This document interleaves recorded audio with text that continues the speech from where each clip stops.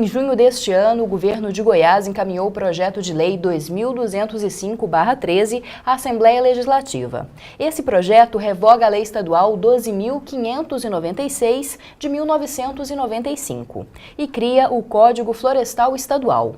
A aprovação do projeto no início do mês de julho causou polêmica entre os ruralistas, entre professores e ativistas do meio ambiente. Para tentar debater mais sobre esse Código Florestal, está aqui no estúdio a professora Cibele Barreira, que é do curso de Engenharia Florestal da UFG. Olá, professora, muito obrigada. Olá, Camila, obrigada.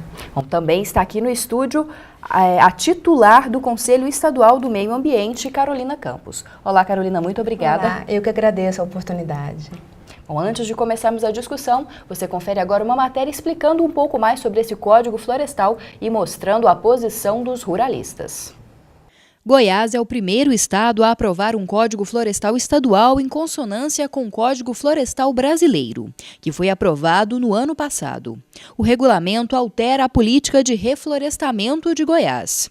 Altera também as regras para as áreas de preservação permanente e torna obrigatório o cadastro ambiental rural. Para a Federação da Agricultura do Estado de Goiás, a aprovação era mais que necessária para dar segurança jurídica aos produtores rurais. Porque existia, na época, um grande impasse entre as duas legislações vigentes. Em relação ao Código Florestal Federal, que foi aprovado, no ano passado, e o estadual, que era do ano de 95. Então, o que existia era um grande vácuo, uma grande lacuna jurídica para todos esses produtores que tentavam se regularizar e encontravam nesse ponto esse impasse realmente entre as duas legislações e ficava tanto difícil para quem queria cumprir a lei, tanto para quem precisava estar fiscalizando essa legislação. O Código Florestal Estadual foi aprovado no início do mês de julho, em meio a protestos de estudantes, professores universitários e ambientalistas. Eles queriam mais tempo para debater o projeto, por acreditarem que algumas alterações trazidas pelo Código podem afetar o meio ambiente, principalmente o cerrado. Já para o setor do agronegócio, a aprovação da nova legislação ocorreu no tempo certo e trará benefícios ao produtor. Então agora a gente tem dois códigos que seguem a mesma linha de pensamento. O estadual, inclusive, ele tem pontos mais restritivos do que o nacional, para estar atendendo as particularidades do estado e do bioma cerrado. Bom, professora, para começar, você poderia falar um pouco deste código, sobre a visão do curso e também aí em relação às alterações que vão causar ao meio ambiente? Então, o que a gente tem ao longo desse tempo foram muitas discussões e, obviamente, isso está claro, a UFG não chegou atrasada nessa discussão, na verdade, ela nunca participou dessas discussões do Código Florestal Estadual. E aí o que a gente tem é um documento muito pautado, basicamente, é o Código Florestal Nacional, em que a gente tem algumas peculiaridades para o estado, né? Mas a maior peculiaridade não foi prevista, que são as fitofisionomias de cerrado, que era o que a gente esperava, que daí quando cada estado tem autonomia para gerir o seu Código Florestal Estadual, que Goiás contemplasse as fitofisionomias de cerrado, isso não aconteceu. A partir daí a gente tem o que, com o perdão da palavra, mas eu sempre uso essa palavra, aberrações dentro do código, que são artigos completamente contraditórios. Quando você lê a primeira parte e vai para a última, você vê que eles não tiveram o cuidado, ao menos, de ler e tentar entender o que eles estavam fazendo. Então, quem participou dessas discussões, obviamente tivemos votos contrários, mas quem participou das discussões ao longo do tempo não teve o cuidado da leitura, né? Porque se tivesse o cuidado da leitura, saberia que aquilo não se aplica para Goiás. No entanto, nesse tempo todo, a gente se manteve, e isso é fato, um pouco apático nessa discussão. E aí, quando esse projeto chega, então, na Casa Civil, é que todo mundo acorde e diz, opa, né, não é dessa forma. E existem prejuízos enormes. O que eu quero deixar muito claro aqui, esse é a minha casa, né, eu sou professora da UFG, é que a gente não tem um documento para picar, rasgar e jogar fora. Não é isso. Esse documento tem algo interessante, basta a gente se debruçar e tentar alinhavar de outra forma. em tentar colocar algo mais específico para Goiás, em deixar a coisa um pouco mais amarrada. É isso que precisa, mas de forma nenhuma ele é um documento para picar e jogar fora, né? Visto que ele foi alvo de muito trabalho. Então, tem incoerência, tem aberrações, no entanto, a gente não pode invalidá-lo completamente. Prejuízos vão existir sempre ao meio ambiente. Eu escutei em um determinado momento, na discussão do Código Florestal Nacional, de uma engenheira florestal, que eu admiro muito, que disse assim: enquanto os ruralistas, quando perceberam que os ambientalistas estavam gritando, disseram, estão gritando porque tá bom pra gente. Se tá bom pra gente, nós vamos manter dessa forma. Goiás também foi da mesma forma. A partir do momento que nós gritamos, eles disseram, opa, se eles estão gritando porque tá ruim pra eles, então tá bom pra gente. E, na verdade, tem coisa boa para todo mundo, só que a gente precisa alinhavar de outra forma. E essa foi a grande discussão na Assembleia há 2 semanas atrás. E que a gente consegue aí 3 emendas, obviamente, de longe do que a gente gostaria. Mas eu acho que é o início de uma conversa, né? Mas perdas para o meio ambiente a gente vai ter.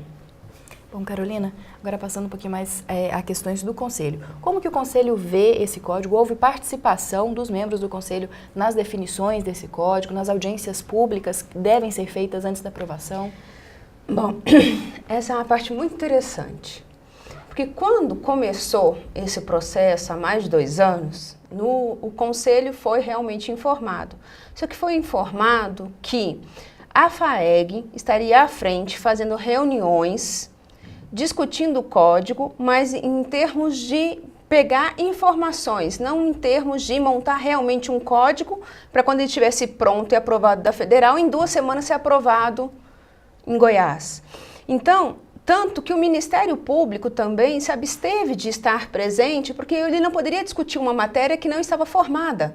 Se o Código Federal não estava formado, não teria por que discuti-lo, né? Então, o que o Conselho ficou? O Conselho ficou informado que aconteciam reuniões setoriais em vários sindicatos, foram 80 reuniões, mas não era havia a presença da parte executiva do Conselho, que seria o secretário do Meio Ambiente e a sua secretária executiva. Mas não havia a união das ONGs ambientalistas, que nós somos só 3 para 35 componentes, né?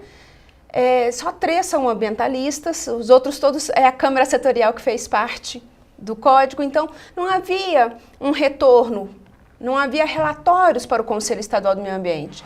Então o que a maior parte do Conselho fez também?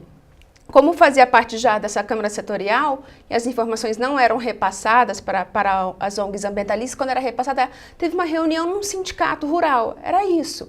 E também foi um dinheiro que o governo colocou junto com a FAEG, junto com todas as outras empresas, que a gente vê que não deveria ter posto esse dinheiro desta forma neste momento. Por quê? Deveria ter realmente o Código Federal junto e depois fazer uma discussão com uma larga escala de comunicação com a sociedade. Porque a zona urbana também precisa conhecer o que está acontecendo na zona rural. Nós dependemos deles, né? Não existe coexistência separada, não tem como. Então, o que acontece? O Conselho, ele não estava unânime em relação à aprovação. Não esteve unânime. Tanto que as ONGs ambientalistas se posicionaram contrárias. A ONG ambientalista, a Ecodata, foi uma reunião, ela foi voto contrário. Na Assembleia, o IBRACE, que também representa a sociedade civil organizada ambientalista, e o Instituto Princípio, que é o que eu represento também, na Assembleia nós tivemos contrário lá, e não deu oportunidade nenhuma de discussão ampla. Eu acho que isso é muito importante. Eles fizeram, é como se você convidasse só quem gosta de amarelo para conversar sobre amarelo, né? E não convidou todos os outros para saber quais são as outras cores que precisavam naquele contexto. Então, e as reuniões de assembleia, eles disseram que houve várias assembleias. Houve 2 assembleias fechadas sem comunicação. Eu acho que a assembleia sem comunicação não é assembleia. Se trata de uma reunião em algum lugar, de algum ponto estratégico. A única assembleia que nós tivemos conhecimento amplo por causa das manifestações que houveram.